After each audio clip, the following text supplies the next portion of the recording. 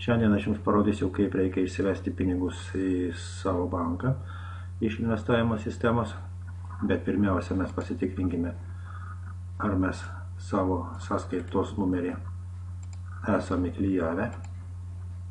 Spaudžiam profilis.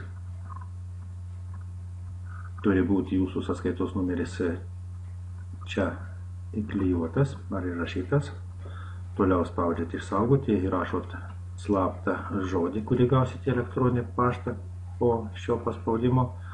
Toliau mes einam į savo kabinetą, pasispaudžiam išvesti pinigus. Mes matom, kad mūsų pinigai yra ant Pair banko. Taip ir pažymim, jie automatiškai įkrito čia. Spaudžiam tęsti. Toliau tęsti. Rašo, kad pavedimas priimtas ir bus apdirbtas per 24 valandas, bet paprastai tai trunka tik 20 minučių. Galit pasižiūrėti istorijai. Po pusės valandos pasižiūrėsiu ar savo sąskaitoje, sugarantuotas, kad pinigai čia jau bus įkritę. Su pinigų pervedimu iš investavimo sąskaitos į Pair banką bus viskas. Iki pasimatymo sekančiame video.